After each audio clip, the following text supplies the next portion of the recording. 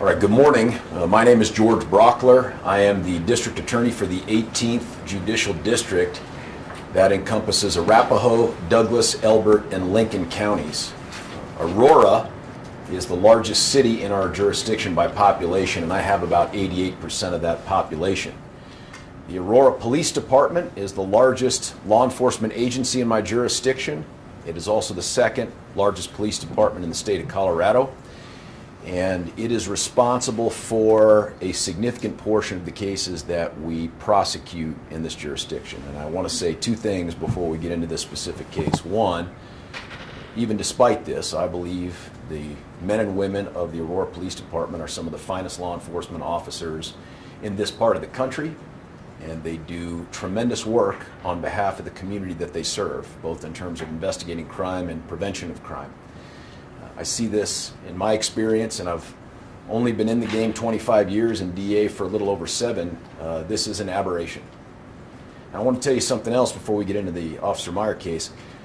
For those that doubt motivations why we do what we do, we prosecute police officers and sheriff's deputies and state troopers all the time for violating our laws, just like we do anyone else.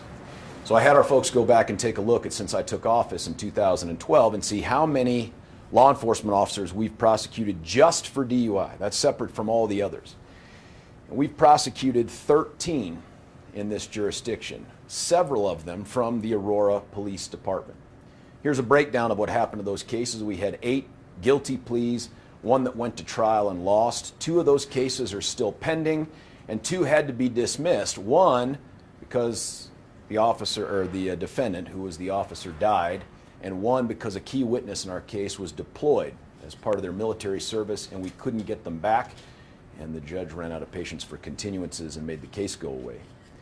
Of those particular cases, 8 agreed to take breath or blood tests, 2 refused a test, 1 for whatever reason was never asked, and a couple of the cases were sold. We just couldn't determine what happened with them. In none of those cases was the officer unconscious, as was the case here in the circumstance with Officer Meier. Now, on March 29th, 2019, Officer Nate Meier was heavily intoxicated while he operated a marked patrol unit in uniform and armed with a handgun.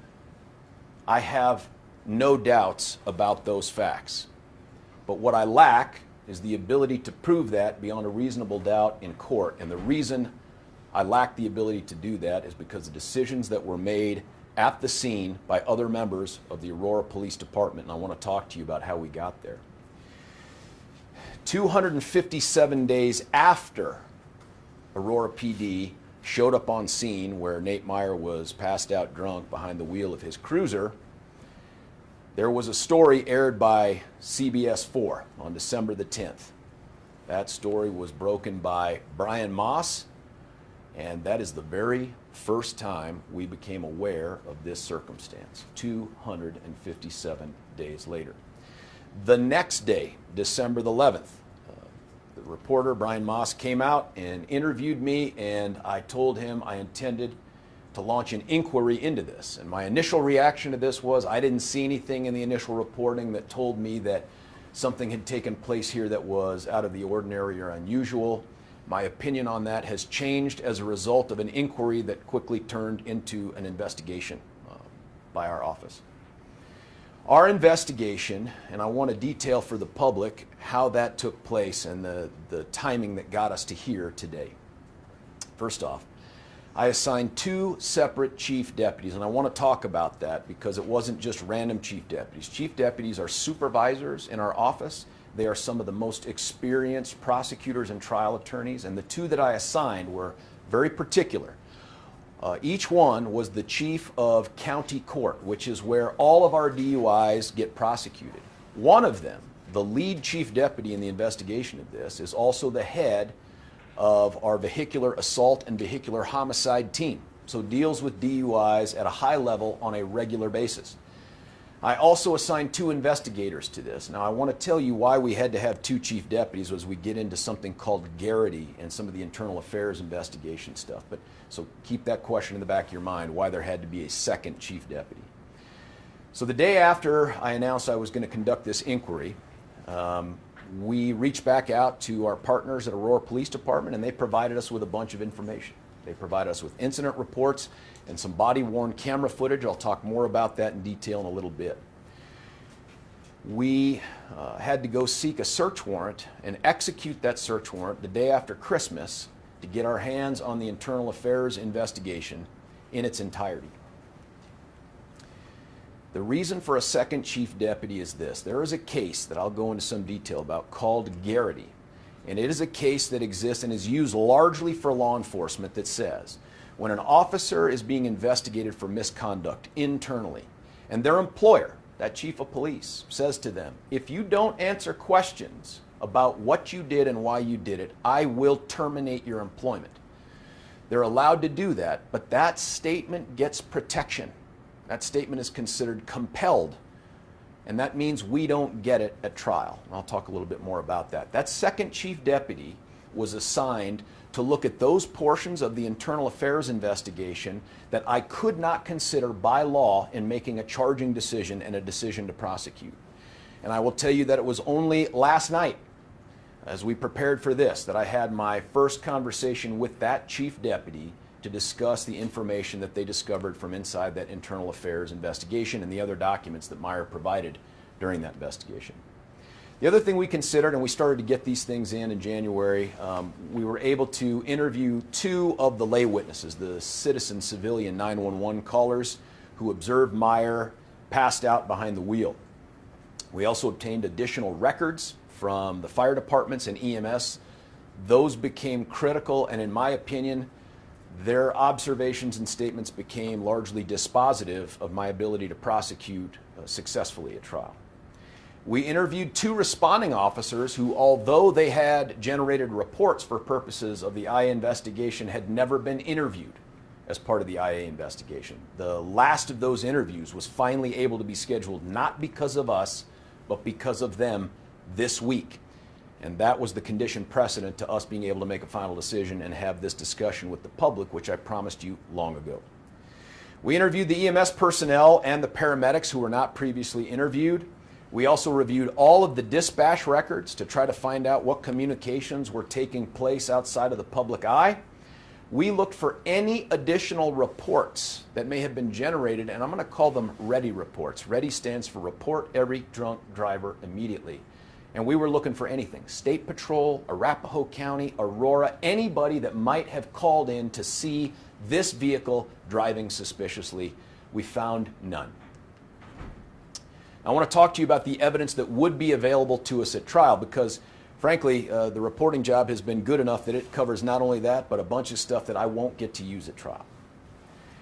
March 29th at 3:44 p.m., as you know, APD then Detective Nate Meier is discovered by a private person, a private citizen, unconscious, in the driver's seat of the vehicle. Car is running, foot is on the brake. It's in the middle of the road right by Buckley Air Force Base entrance. Now that 911 caller who we interviewed did not approach the vehicle. They reported that someone was passed out, their words. There was a second 911 caller who happened to be a former bartender. That could be instructive to us. They did approach the vehicle. They never had the opportunity to breathe in any of the air that was coming off of Officer Meier or inside the car because the windows were up. They attempted to wake Officer Meier by knocking on the glass. Meier appeared, in her opinion, to look at her, and in her opinion, looked drunk. APD dispatched officers and EMS. It turns out that just by chance, Deputy Chief Paul O'Keefe was in the area. He responded to the call and was really, I think, the first APD officer to arrive on scene. He heard the dispatch report and he went out there. Couldn't get the door open. So they had to get the firefighters to break the glass on the car door. I think maybe even two doors, the passenger side as well. At that time, Deputy Chief O'Keefe says he smells a mild odor of alcohol, leaves that vehicle, and then says, hey, I never smelled it again after that. In fact, in some places he described it as fleeting. Now this is I guess a screenshot, if you will, of a report that was generated and came out of the IA investigation. These are his exact words here. Smelled what I thought was a smell of alcohol, fleeting. And he then says it wasn't consistent with what I had seen from even really intoxicated people. He goes back to his car. When he's back at his car, even though he had described the condition as inconsistent, he calls the chief of police, Nick Metz, and tells him that Meier might be intoxicated. He then returns to Meier's car and says, "I never smelled the alcohol ever again." And he believed in his assessment, and this is a guy who's a career law enforcement officer who has significant experience, said, "I had insufficient information to initiate a DUI investigation." And then he also says during the IA investigation, he erred on the side of protecting Officer Meier. Meier's in uniform, his vehicle's in drive, his foot on the brake, he's unresponsive. During the process of removing him, 3 other Aurora officers indicate some level of odor of alcohol that they smell. One officer describes it as mild, but not sure whether it's coming out of the car or off of Officer Meier. A second officer says, "Nope, I smelled an odor, it was coming off of Meier." And a third officer described it as faint and coming from the vicinity of Meier's face.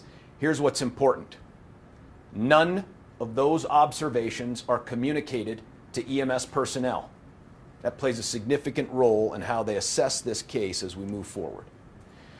Now there's body-worn camera, that is the policy for Aurora Police Department, but of the 8 officers on scene, 3 were supervisors, and they don't typically interact with the public, and so they don't carry body-worn cameras. That includes Deputy Chief Paul O'Keefe.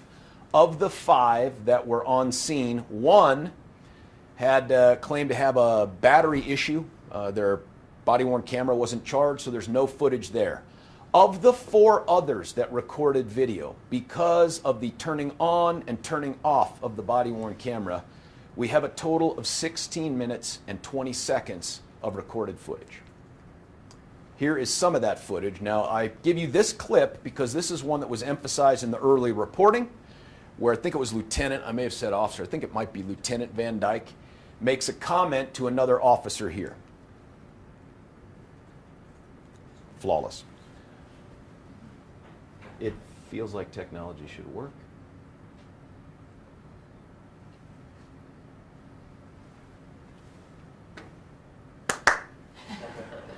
Nope. This is, that's all right. That's okay. It's all right. This is that video clip where Lieutenant Van Dyke is seen walking by the officer with the body cam on and says he's a little intoxicated, and that has been widely reported. This would have been a video clip of that.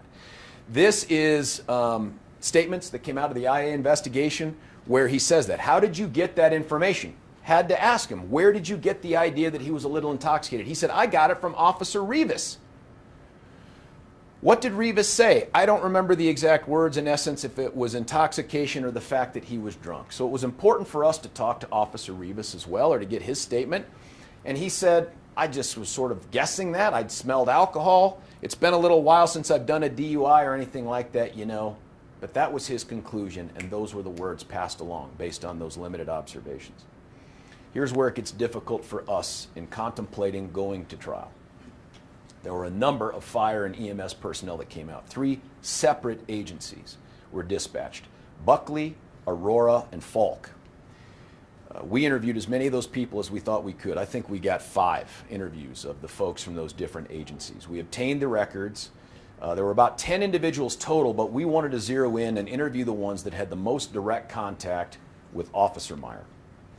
The Buckley Fire individuals that we interviewed did not smell any alcohol on him. Nobody told them they had smelled alcohol on him.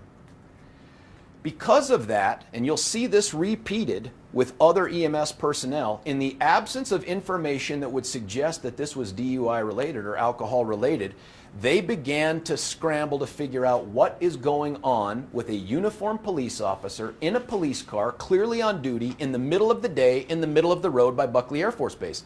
They conclude medical issues. So they begin to ask themselves and each other, could this have been a stroke? But nothing quite matches up with stroke. So they don't initiate a stroke protocol as they run code back to the hospital. One of the Buckley EMS firefighters later on says, man, I saw the report that got put out there in the media. I was shocked. I was shocked that intoxication was the cause of this. That is what we can expect to show up in trial if we went to trial. a seasoned EMS officer and firefighter who says, I didn't think it was alcohol at all. There were people from the Aurora Fire Department that we interviewed, firefighter who assisted with removing him from the vehicle, never told about the odor of alcohol by anyone. Doesn't detect an odor of alcohol. Did not suspect alcohol was the cause of Meier's unconsciousness. Also suspected stroke, but it didn't quite match up with the other things that they were measuring and observing. Very surprised are the words they used. Very surprised when she learned later that this officer was intoxicated. Also a witness we can expect at trial. Ultimately, they're unsure about what's causing this guy to be unconscious. The Falk ambulance paramedic who was in the ambulance with Meier going to the hospital said same thing. I suspected stroke. Maybe it was exposure to fentanyl or some other highly toxic opioids, but it didn't seem to match up with anything that fit that either.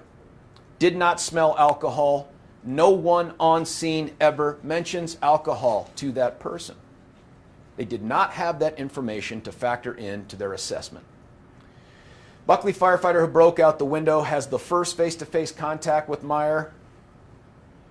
Didn't have that observation. Meier's transported to the hospital.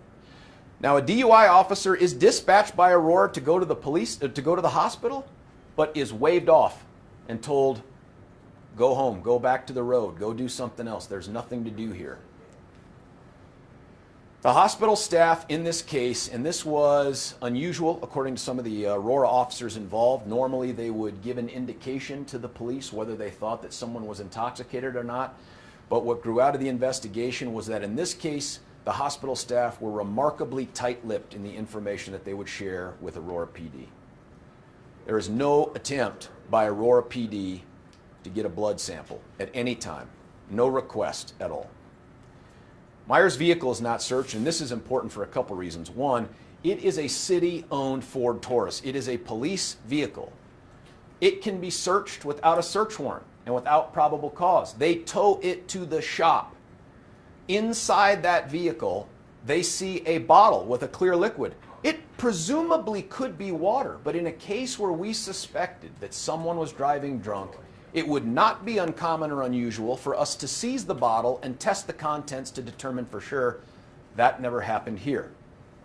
After several hours at the hospital, Officer Meier is observed by others being walked up and down the hallway by hospital staff prior to being released. That's not inconsistent with someone who was brought there heavily intoxicated. It's also not inconsistent with someone who they're getting ready to release who was suffering from some other malady. He's eventually released to family members. He is not cited or charged with any crime. So then we get to the stuff that we started to talk about with Garrity. What about those statements that got reported? What about the fact that we know he told Aurora PD through an internal investigation that he went home and drank a whole bunch of vodka? That got reported a ton out in the press. And I'll tell you, the response that I get from the public is, Brauchler, slam dunk case. Dude says he drank vodka. There's a BAC. What is the hesitation? And I want to talk to you about not just what the hesitation is, what the prohibition is on me having that evidence. Bless you. So here are the statements that get reported. Talks about being impaired. December 31st, that other chief deputy conducts this Garrity review of the internal affairs document. Now here's that Garrity case and the limits the law puts on us. When officers are required by superiors to provide information concerning their own misconduct, and they're informed they'll be subject to internal discipline, and that happened here if they don't answer questions, any information obtained, that includes ultimately the BAC that he turns over with his medical records to the IA investigators, cannot be used against them in a subsequent criminal prosecution because that information was compelled. It was involuntarily given. So we created a wall internal to our office, and I described that a little bit earlier, where that chief deputy went through all that information that was provided, never gave it to us. I never asked that deputy for it, and the chief deputy I had take a look at the front end of the case with the evidence we could get. also never had a conversation with that deputy about what was contained in those IA reports. And you should know, by the way, the consequence for violating Garrity is the dismissal of the case by the judge. This isn't a, let's roll the dice. This is, we lose if we do that. So that includes the statement made by Meier during the investigation, the IA investigation, about what he'd been drinking, how much he'd been drinking, the fact that he felt impaired or drunk to any degree. The BAC, that's a tough one for us, because if I had that BAC, all those missed observations by the paramedics, I think are far less significant, and I can move forward and prosecute this case. But I don't get the BAC. There's a case called Castigar, and it is a companion case or corollary to Garrity that says where a defendant's compelled to give statements, the prosecution may not use it for any purpose. All of that trial evidence that's derived from that has to come from wholly independent sources. So that means he gives his BAC and medical records to the IA people. I don't get them. I have to have a separate way to get that blood alcohol level. If I can't prove that the BAC that's in that file, if we were to use it, came from a separate source, then we lose. So what about the hospital records? Could I have gotten them outside of the IA portion? And the answer is no. There are federal laws that govern what information can be given out from a medical provider, but more than that, there's a statute in the state of Colorado that is extremely strong and protective of people's privacy when it comes to medical records. You might call it the physician-patient privilege, we call it the medical privilege, but it's right here at a statute that we've cited for you. And it protects this information from being given to us. Had I sought a warrant for this, I could not have gotten it with the investigation and information that was provided. So here's what's not going to be available at trial as a result of this. I'll talk a little bit more about the blood. I won't get the admission. And the blood alcohol result that we now know after I spoke with the Garrity chief deputy, and I'm going to call them that because that's the one that investigated, his blood alcohol level would have calculated out to 0.430. That is significantly intoxicated. There is no question that a person with that blood alcohol level, were we to have it to use, would have been guilty of possessing a firearm while drunk. There is no doubt in my mind that that person not only would have exceeded the blood alcohol level within the 2-hour time frame for DUI per se, that's what we call it when your BAC exceeds 0.08, but that person demonstrably, plus this, was substantially incapable of operating a motor vehicle safely. But I don't get that blood alcohol level. Here's why I believe, and it's frustrating for me to say this, here's why I believe I cannot ethically move forward with this case. The standard to charge, the standard to even go try to get blood from this person is probable cause. Do I think that there's probable cause here? Yes, I think we could probably make a good argument for probable cause. But that's not our standard, that's law enforcement standard. Our standard is a reasonable probability or likelihood of success at trial. And in the absence of the evidence that was never sought out there on the road, the absence of statements, the absence of the blood alcohol level, and the statements of all of those professional, experienced EMS personnel, I do not believe I had a reasonable probability of success at trial on these charges. So the question has to come up, well, could we have sought Meier's blood at the time? And I think, yes, we could have. This is a statute. We tried to break it out and give you some of the highlights here. But the gist is this. If officers had probable cause and Meier is unconscious, they could have sought his blood anyway. If the doctors had said, no, it is contra-medically indicated, if it would put him at risk to take his blood under these circumstances and we deny you access, then we could subpoena the records. Then we could get the medical records and they would not be protected by privilege. But Aurora's failure to make the initial inquiry, to hear back from the doctors, no, precludes us from going to the second portion of that statute. And that's why we can't get that blood alcohol level. There was no attempt ever to seek Meier's blood. Let's talk about the potential charges that I think that we had here. Prohibited use of a weapon is also colloquially called drunk with a gun. That's a person has in their possession a firearm, no question here, under the influence of intoxicating liquor. Not exactly the same standard of intoxication that is defined for DUI, but one that I don't think we can overcome giving the claimed observations of the officers and the statements made by EMS personnel in the absence of that blood alcohol level. DUI, you're probably far more familiar with. Here's the definition of what under the influence means. I gave it to you: substantially incapable of operating a motor vehicle safely. What we have right now is an unexplained issue of, I think, potentially bad driving and a faint, fleeting, not observed by everybody odor of alcohol. I don't think that's enough. I think the paramedics' presence here, their shock, their surprise that alcohol was involved, I just don't think I could get 6 people to convict on those charges given that evidence. DWAI is a lower standard than intoxication, but I think we run into the same problem. I can't prove up any level of impairment or intoxication because I can't disprove there was some other medical issue, and I can't prove that whatever it was caused by the alcohol. And the singular reason I can't is because of the investigation that was not conducted in this case. Reckless endangerment was another charge. I mean, listen, you know, we went through Title 18 and 42. Title 42 is all your traffic. Title 18 is, we went through everything we could think of to see if something fit here. Recklessly engaged in conduct which created a substantial risk of serious bodily injury to another. I just don't have it without any other additional evidence. And then, of course, we took at official misconduct. And I will say that at this time, given the evidence that we have right now, I do not feel that we have the ability to charge ethically either Officer Meier or any other officer for official misconduct. Now, I use those terms for a reason. Could there be additional evidence that comes forward through some other investigation or through some other means that might change my mind? Yep. I'm not telling you it's not on the table, and I'm not telling you it couldn't happen. But right now, given what we know and the evidence we have, I do not believe we have enough to say that there was especially because of the amount of discretion and how it was exercised, that either A or B were violated here under this statute. Happy to answer any questions that you have. Did you go? Yes, sir.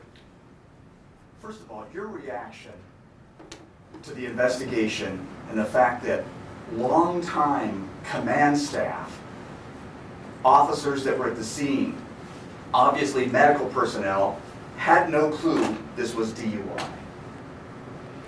Let me say my initial reaction, it's the one I think that was captured by Brian Moss on my initial statement, was, you know, given what I had seen and what I had heard, I thought there was likely plausible explanations for what was done on the road, and I wasn't going to jump to conclusions. But the result of this investigation, which included a ton more information than we'd had access to before, my conclusion is different, and I am incredibly frustrated with an agency that I put a great deal of trust in. I think that they're an incredible law enforcement agency.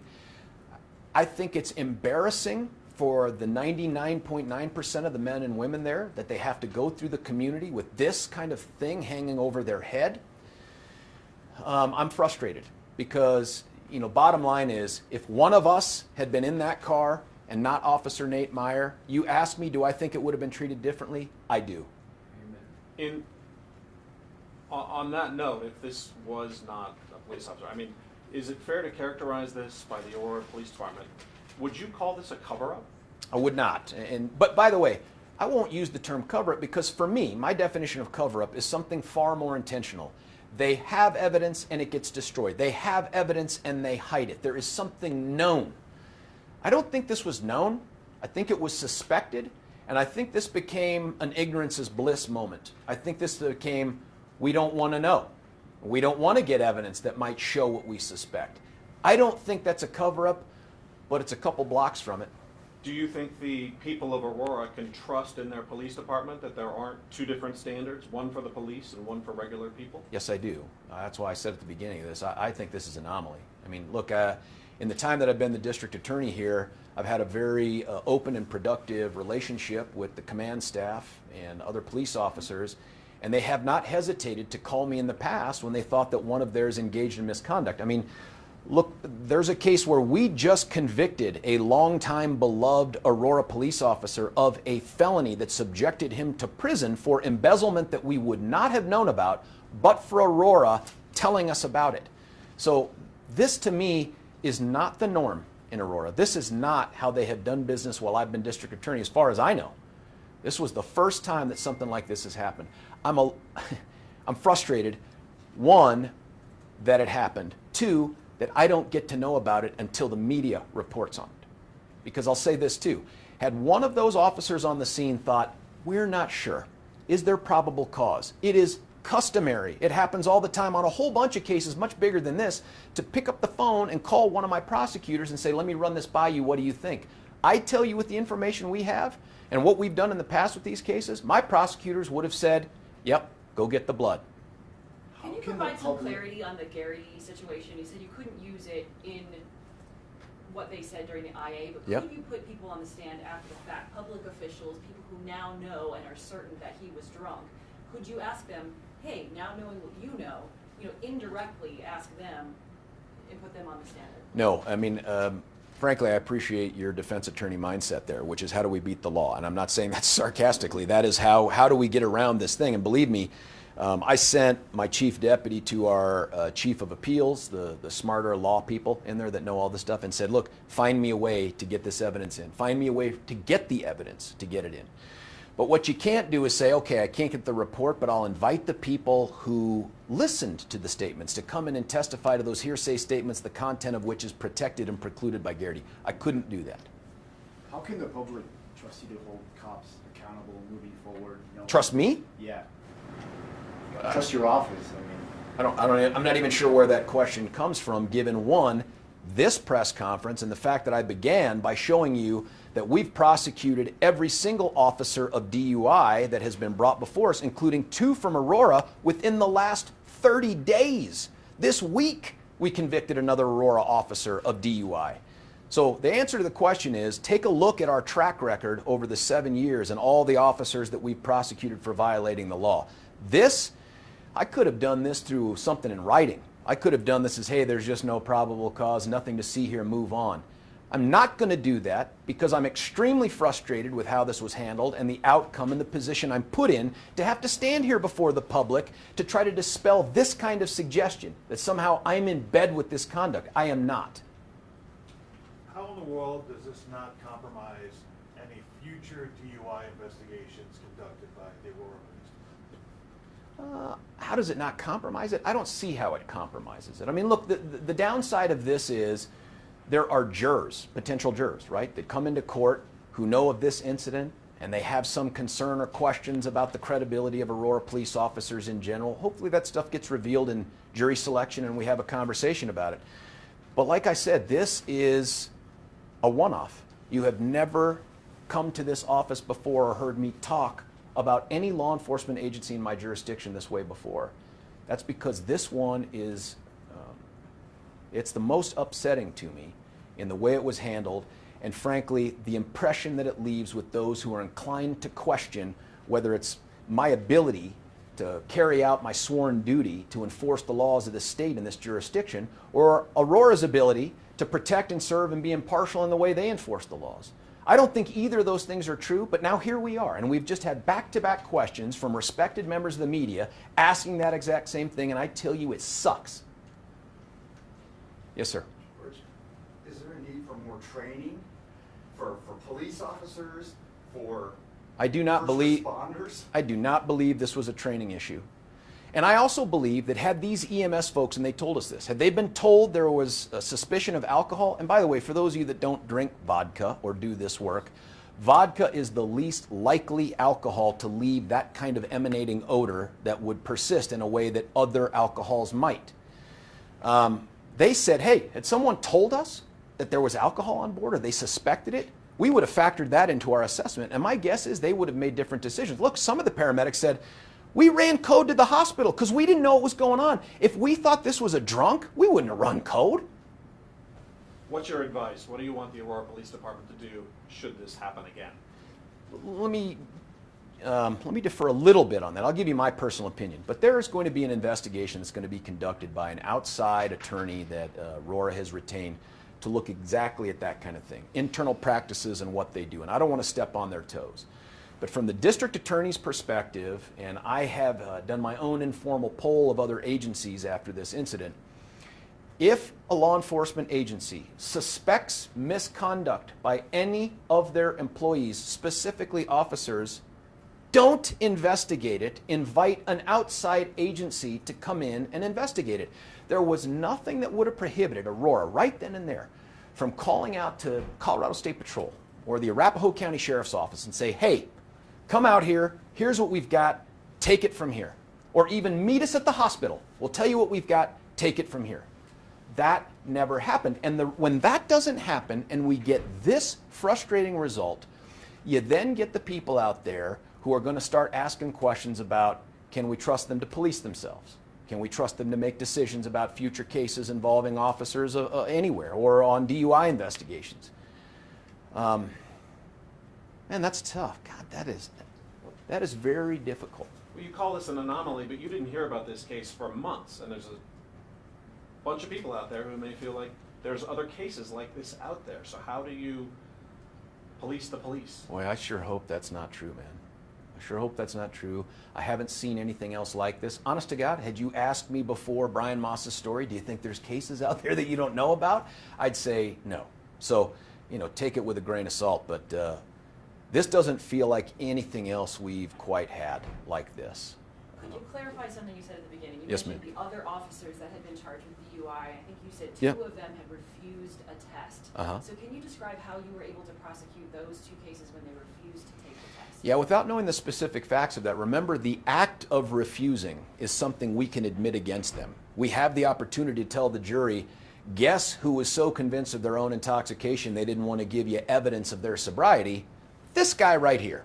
So that is a different thing than someone who's unconscious and incapable of saying, I refuse to give you that evidence that I'm legally bound to give you under the law. So we don't have that. I don't have the ability to prosecute on that refusal. And the other thing I don't have about those two cases is what other extra facts there were, the contact with the officer, any other observations. Like, I don't have any words spoken by this guy. I mean, had someone said, oh, thick tongue, very slurred speech, bloodshot, watery eyes, difficulty walking. Those are things that are normally attendant to most of the DUIs that we get. And I told you in those other ones, we never had a single unconscious officer. So when they're unconscious, we lose all those observations and that evidence. I really need that blood alcohol level. Did you guys interview Officer Meier or Deputy Chief O'Keefe as part of your investigation? Didn't interview Deputy Chief O'Keefe. Officer Meier, did we reach out? We reached out to Officer Meier, and through his attorney, I believe, he declined. And you guys didn't reach out to O'Keefe? They didn't reach out to Deputy Why? Chief O'Keefe. I think we had everything that he was going to say in those reports. I mean, look, let me tell you some of the stuff that we got from some of the officers, too. I mean, there were those two officers that wrote reports but didn't get interviewed for the IA. We interviewed them, and my understanding is we got a whole lot of, I don't know, I don't remember. If it's in the report, that's the way it was, stuff like that. I don't expect anything different from any other officer, including Deputy Chief O'Keefe. Sorry about that. O'Keefe in his report says that at some point he decided this wasn't likely to be a DUI. It was he decided it was a medical That's right. thing. Do you have any evidence that contradicts that there was some other reason he changed his mind? Do I have any evidence that he didn't?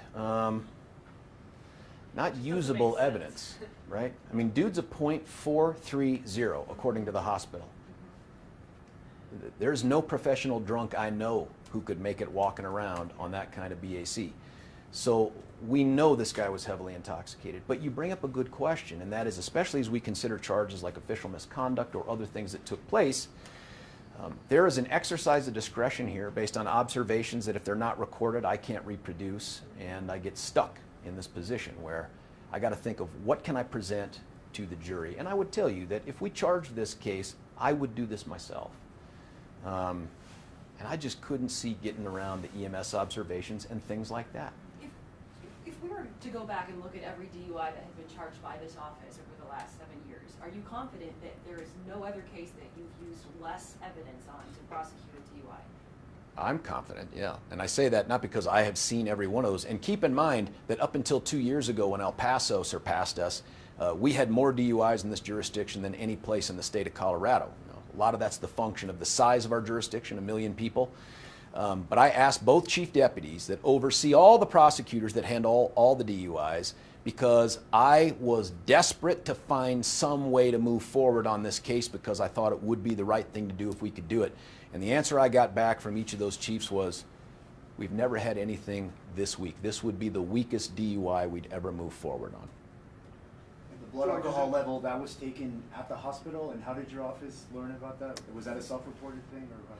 Self-reported by him through the internal affairs investigation, which made it unavailable to us for criminal prosecution, and that's how we got it, was through when we executed a search warrant for the internal affairs documents. Is that unusual to execute a search warrant to get a full IA file?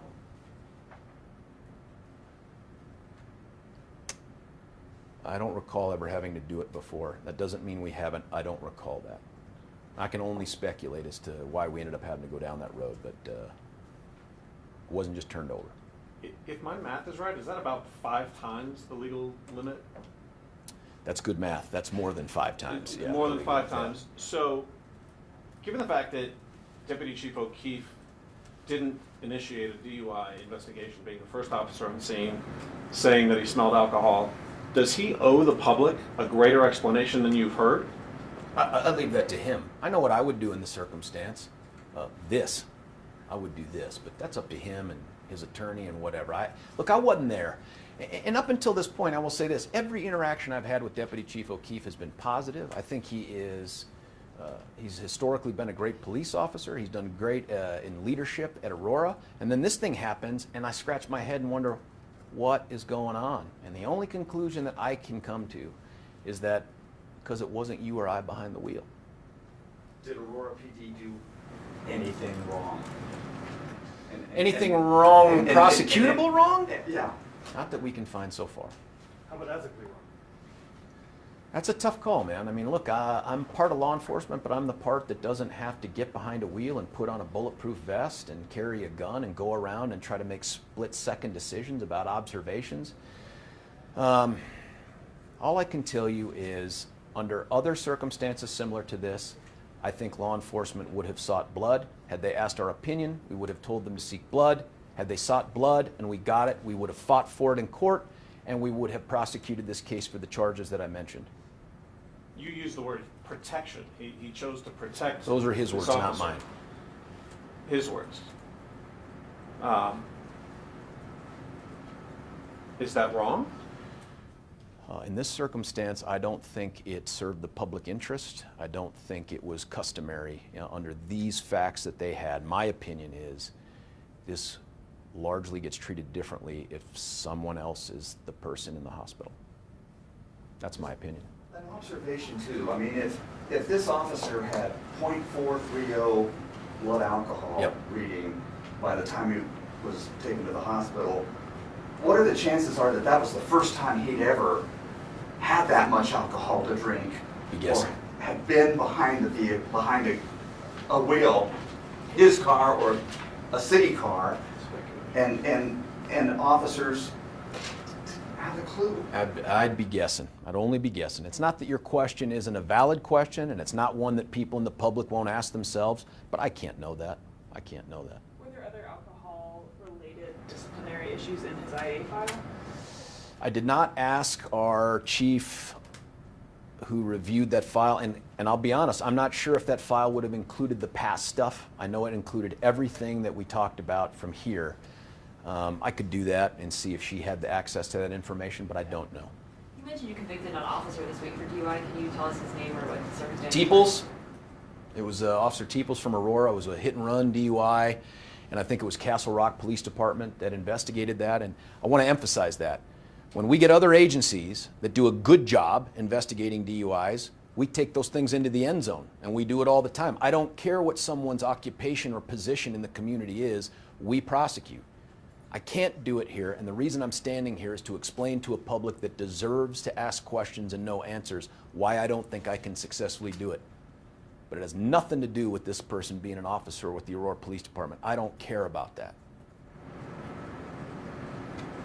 Sir?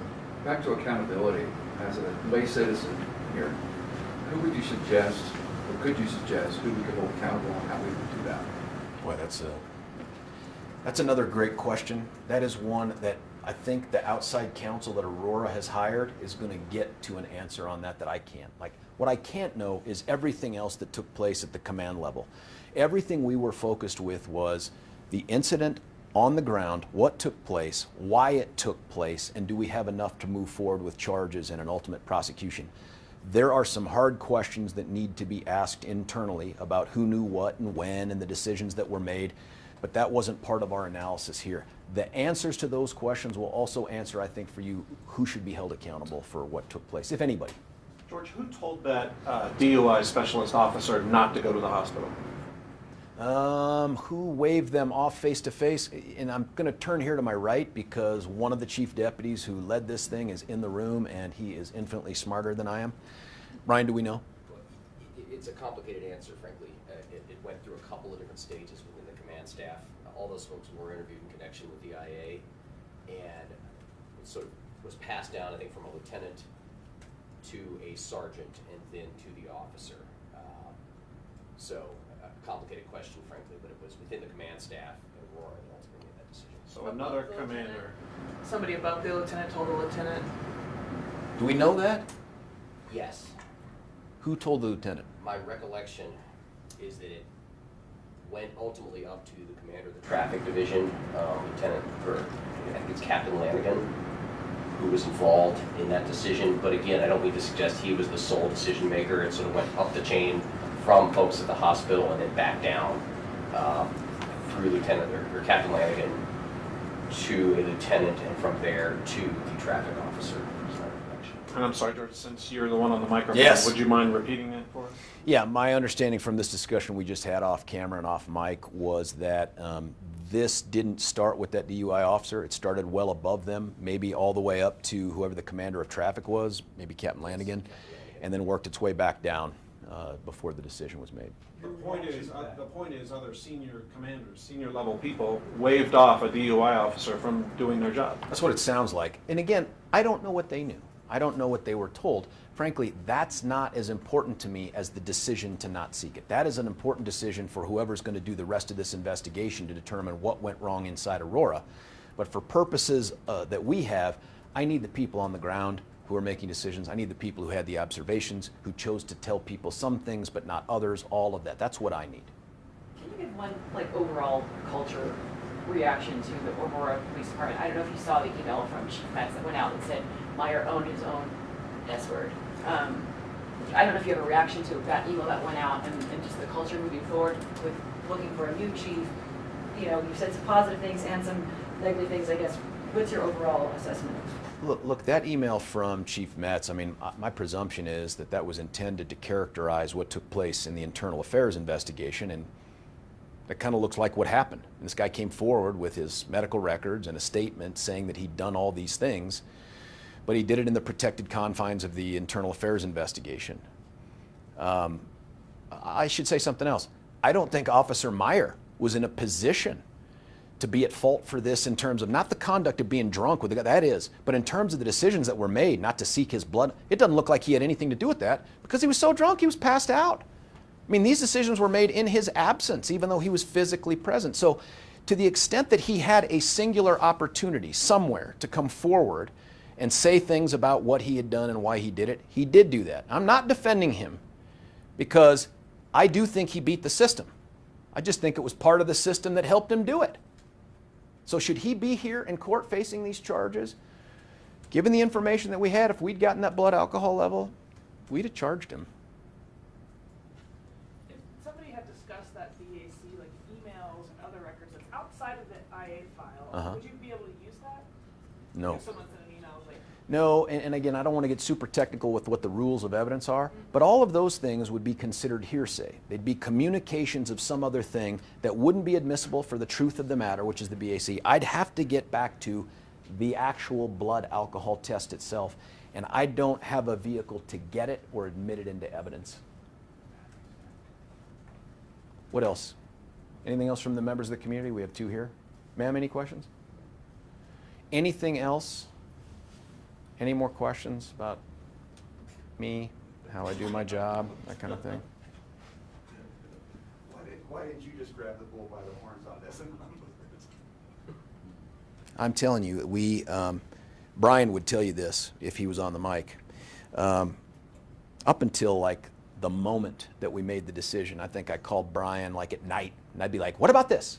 What about that? Do you remember that? And I'd be like, could we figure out this? Is there a way we can do that? Is there some way I mean, I was the what if guy on this because this was the last thing I wanted when this came forward, was to stand here in front of you and say things that engender these kinds of questions about whether or not I can be trusted to hold law enforcement accountable, which is demonstrably ridiculous. But I get it. I get the question. I don't want to be standing here. I would rather say, I'll do all my talking in court because we filed charges. But I don't believe I can ethically do that here.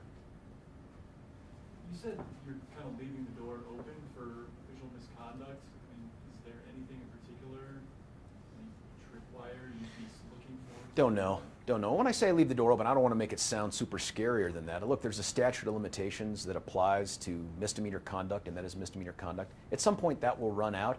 But what I say here about this DUI charge, and I can't imagine any other evidence that would exist, that's pretty much it, right? There's just no way I could prosecute this. That's why I was able to talk with you about such detail about it. Some of the other charges that might be related to some other things, I'm not closing the door on that the way I am on this DUI stuff. I don't know what's out there. I don't know what could be generated by another investigation that I might be able to access and ultimately use in court. I don't know any of those things, so I don't want to stand here and say, under no circumstances would I ever pursue that. Given the evidence that I have right now, I don't think I have enough.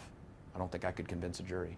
And it would be wrong to simply charge someone and take them to court just to do it. I mean, look, in some ways, the easiest thing to do here would have been to charge the officer, get that splash in the media, Brauchler holds Aurora Officer accountable, and then go to court and lose.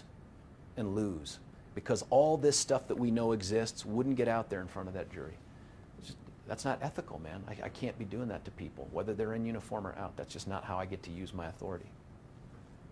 George, trust issues aside, as somebody who has fought for the ideals of justice, Yep. what do you think this does for people who want to believe that we have a fair and unbiased system? I think they get to ask the hard questions that we've seen here today and the ones that I think Aurora is going to have to answer. Look, part of the transparency piece isn't to just highlight when we do a great job and bad people go to jail and prison. Some of this here has to be things like this where we stand up and say, we got it wrong, and we got it wrong for a whole bunch of unnecessary, unforced error reasons, for bad reasons. And that's what we're doing here. And what the public should take away from this is, absent some other revelation, this to me feels like a one-off. Maybe I don't. This is just not my relationship with Aurora. This isn't my experience with Aurora. They have been, to me, so accessible, so proactive in getting me information about when officers engage in misconduct that this caught me by surprise. Anything untoward about the cameras being turned on and off? Well, look, people are going to be able to speculate pretty well when they look at those body cam videos. And, you know, there's one in particular that, we generated a letter that we're going to put up on our website that details some of this stuff. I think Vicki has it in the back there. She'll hand out a copy, but we're going to post it to the website. There's a point on one of those body cams, that Van Dyke video, where you hear the lieutenant say, hey, he's a little bit intoxicated, and then you hear this noise. I am only going to characterize it as disgust or guttural, but you hear, and then the video goes off. I don't know what to make of that. Maybe that's routine. I don't know. It does feel like that there are times, though, in other cases where when there's not interaction with the public, law enforcement officers do turn off the camera. That's not unusual. Did all of the times that they get turned off and on here coincide with that? I don't know, man. That's something that's got to be figured out internally. All I know is with 16 minutes and 20 seconds of the video that we did have, it wasn't enough to get us over the hump. There just wasn't enough there. Anything else before we wrap this up? I've got the letters back here. And I'm Yeah. giving everybody, and thank you for coming very much. I'm sorry we didn't give more notice, but we worked as hard as we could.